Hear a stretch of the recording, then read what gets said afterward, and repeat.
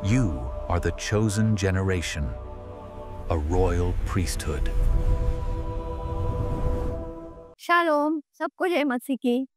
आइए हम प्रभु के कलाम में देखेंगे भजन संहिता उसका 2704 में। वहां पर दाऊद कहता है, मैंने यहोवा से एक ही बात मांगी है और मैं उसी की खोज में लगा हूं, ताकि मैं जीवन भर यहोवा के भवन में वास करूं, यहोवा की सुंदरता निहारूं।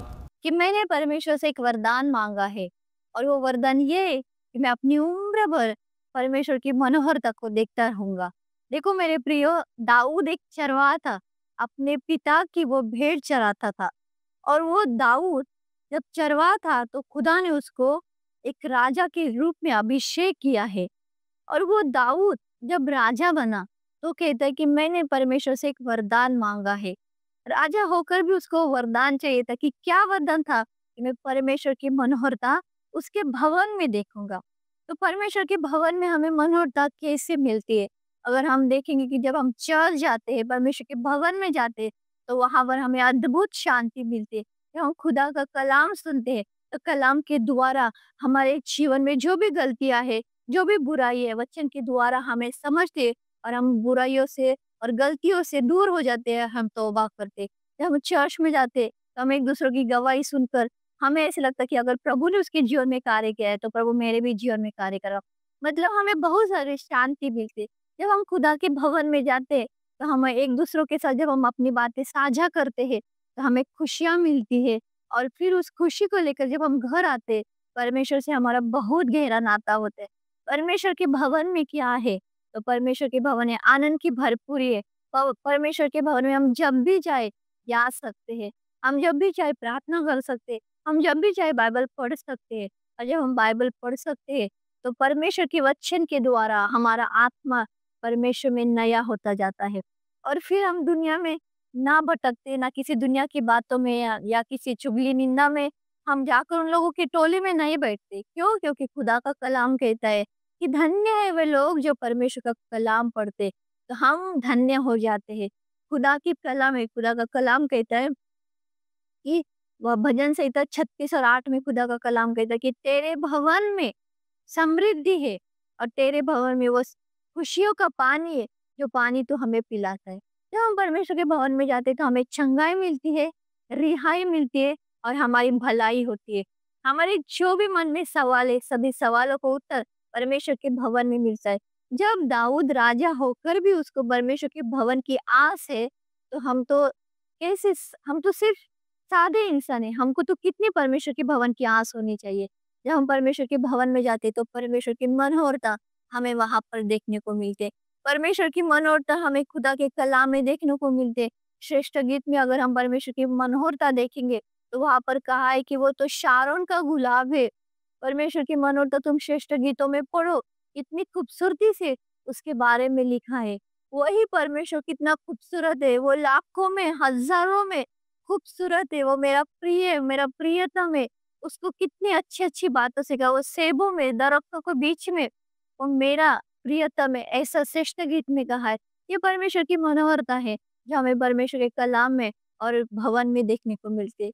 वही परमेश्वर, वही यीशु मसीह जो इतना खूबसूरत है, वो जो लाखों में एक है, वो परमेश्वर, उसकी मनोहरता जब हम पढ़ते हैं तो हमारे दिल को सुकून मिलता है। लेकिन और उसकी अगर हमको मनोरता देखनी है तो हमको यशायाह उसका 53 और उसके पूरे कलाम आयात में हमको देखने को मिलती है। वहां पर लिखा है यीशु मसीह हमारे लिए मारा कूटा हुआ, उसका चेहरा ऐसा हुआ तो को देखने लायक भी नहीं था। उसका चेहरा पूरी तरह से घायल हुआ था। उसके चेहरे पर वो सभी घायल के निशान थे। वो सभी व्याधियों से, सभी बीमारियों से जूझ रहा था, शापों से जूझ रहा था। और उसका चेहरा वो इतना घायल हुआ था, उसके बदन पर इतने कोड़े थे, उसको इतना दर्द हो रहा था। वो परमेश्वर की मनोहरता हमें फिर एक बार खुदा के कलाम में उसके भवन में देखने को मिलती है। जो यीशु मसीह तुम्हारे और मेरे पापों के कारण, शापों के कारण घायल हुआ, उसको पिता ने भी उसको मारा कूटा कहा, पिता ने भी उसको चाहा इसको मारो। और देखो मेरे प्रियो, श्रेष्ठ गीत में भी जो सुंदरता है वही सुंदरता हमें यशायाह की किताब में देखने को मिलती है। उसके कोड़े खाने से हम चंगे हो गए, उसके बलिदान के द्वारा हमें नया जीवन मिला है।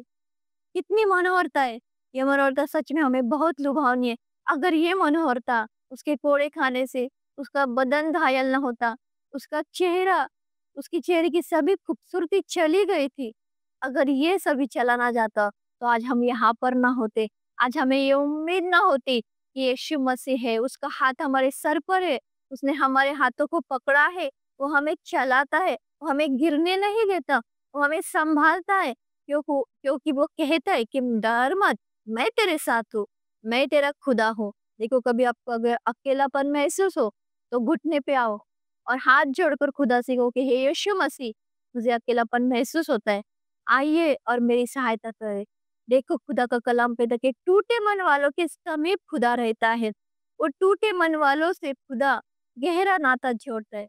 अगर हमारा मन टूटा हुआ है, अगर आप ऐसा चाहते कि आपसे कोई प्रेम नहीं करता, कोई आपकी तरफ देखता नहीं, कोई आपकी देखभाल नहीं करता, तो मेरे प्रियो, मेरे अजीजों, यीशु मसीह आपको देखता है। आप जहाँ भी जाते हो, वो आपके साथ रहता है, वो आपको देखता है, वो आपकी हर एक ज़रूरत जानता है और वो चाहता है कि आप उनसे माँगे। कई बार ऐसा हमें लगता है कि हम नहीं माँगते तो खुदा हमको खुद वो कर देगा।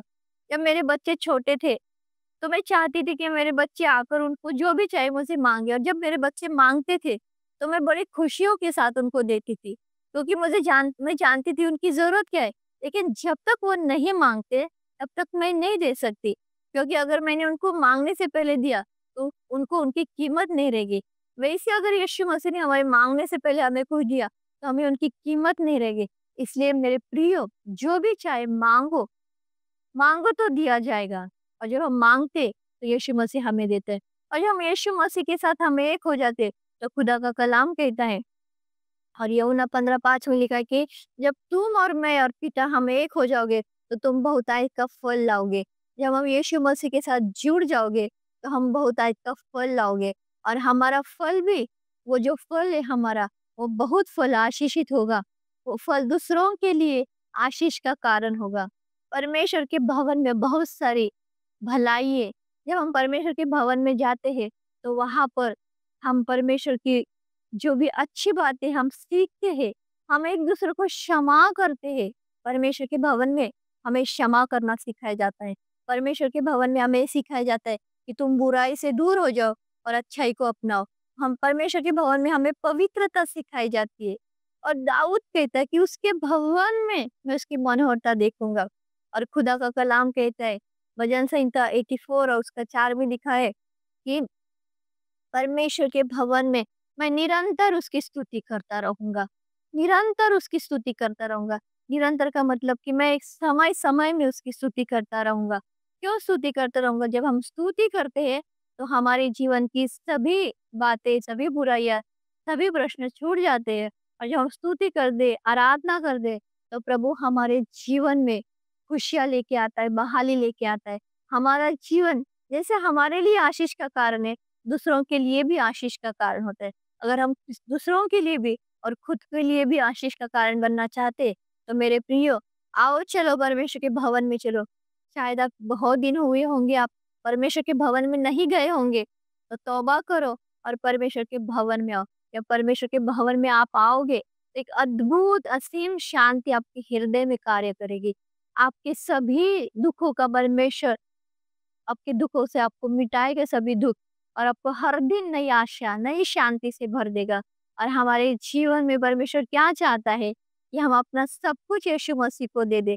और जब हम अपना सब कुछ यीशु मसीह पे देंगे, हमारी ज़िम्मेदारी उनको सौंप देंगे, तो वो यीशु मसीह हमें सच में आशीष देगा, और जब वो आएगा, दोबारा आएगा, तो हमें अपने साथ लेकर जाएगा। इसलिए मेरे प्रियो, हम तैयार हो जाएँगे, हम परमेश्वर के भवन में जाएँगे। परमेश्वर के भवन में आनंद की भरपूरी खुशियाँ है। परमेश्वर के भवन में यीशु मसीह से हम मिल सकते हैं, और यीशु मसीह हमारे साथ हमेशा रहेगा।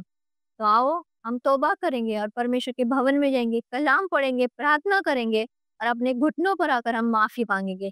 प्रभु आप सभी को बहुत-बहुत खुशी दे, लंबी उम्र दे, आशीषित करे। आमीन।